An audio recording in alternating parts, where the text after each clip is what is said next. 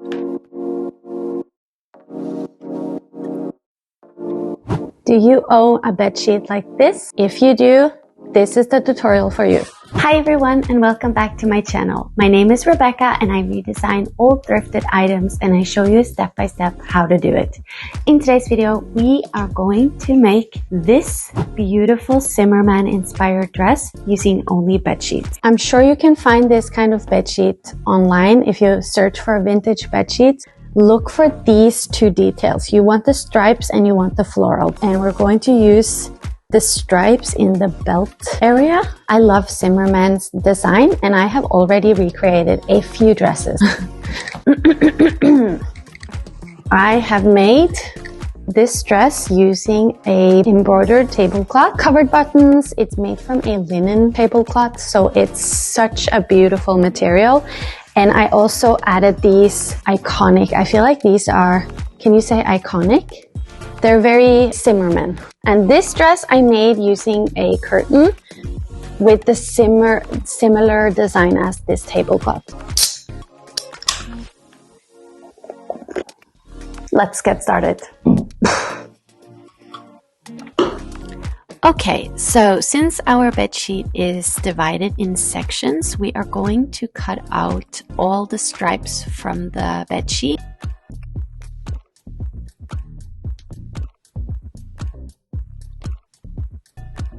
And then we're going to sew together all the flower sections so that we have one big piece of fabric. Then we're going to line out all our pattern pieces, and I am using the pattern that we made in a previous video that I will link down below. I'm just folding the skirt piece in half and then I'm cutting out 4 different skirt pieces so that I will have to sew it together. So I make sure that I place the pattern logical so that the flowers are placed nicely, and then I cut out the sleeves, making sure that the flowers are looking nice and straight. And also with the front piece and back piece, I'm making sure that I have some white space in the back and also white space in the front so that the flower looks nicely placed. Then I go ahead and do the same thing for a lining, and I do not cut out the sleeve in a lining fabric. Then I sew together the front skirt and then I sew together the darts, sewing them together right side towards each other. Then I also sew the side panels for the princess seam. And all of this is also done with the lining fabric as well. Next, I go ahead and sew the back pieces together with the front piece and the shoulder seams. Next, you can go ahead and sew the side seams of the skirts together, and then you can place the bodice over the skirt right side facing each other and sew a stitch, and then go ahead and use your iron and iron down all the seams. Sew a dress in a lining fabric as well, and then place them on top of each other right side facing each other and sew a stitch along the neckline. Cut small snips along the neckline and then open the dress and sew a support stitch along the lining.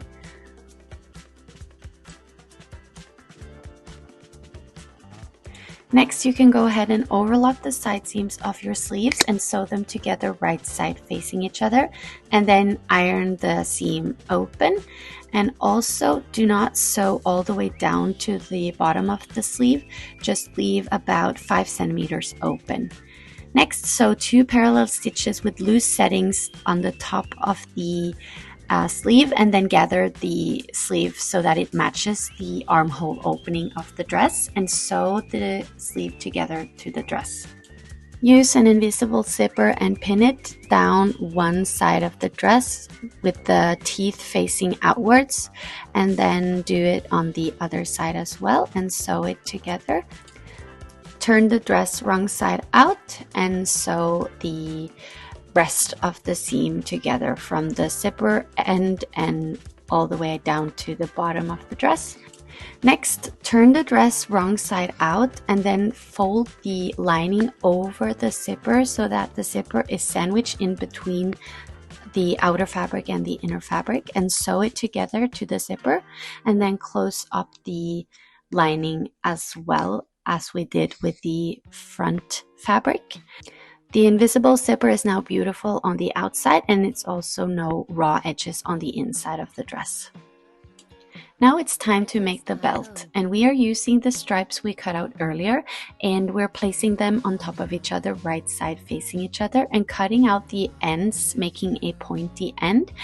Sew along the outer edge, leaving a little room for turning the belt, and then cut the edges and then turn the belt around and let the belt be long enough so that you can have some ties hanging down.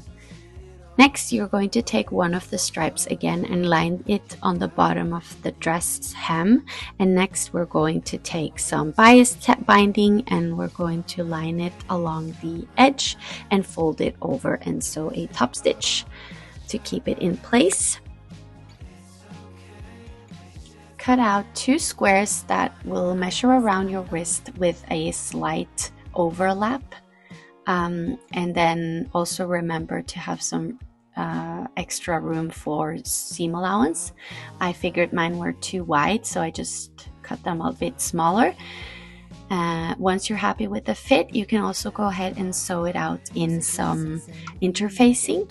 Next, cut out on the bias of the fabric, cut out a few strips of fabric that you fold together right side facing each other and sew a stitch in the middle of the strips, and then turn them around, and we are going to use these to make the hoops inside of the cuffs.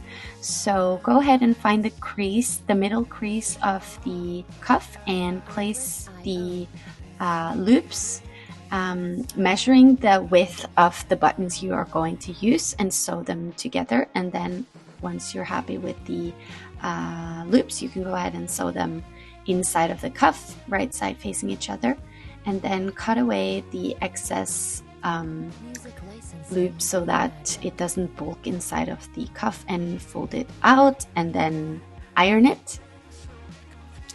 Next, remember that slit that we didn't sew all the way down on the sleeve. Now we're going to sew a top stitch to keep the seam from moving around.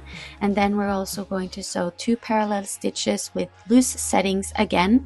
And we're going to pull the thread so that the fabric gathers and matches the cuff we just made.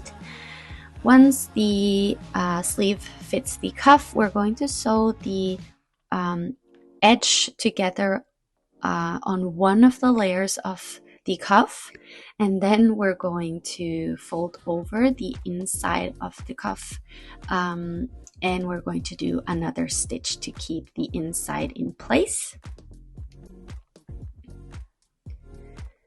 Do this on the other side as well of the sleeve, and now it's time to sew on all the buttons. I sewed almost all the way down on the front and also on the sleeves, and then the dress was finished. I really hope you guys enjoyed this tutorial, and please give this video a thumbs up if you did, and don't forget to subscribe to my channel for more content, and leave a comment down below what you want me to make next. And then I'll see you guys next Thursday. Bye!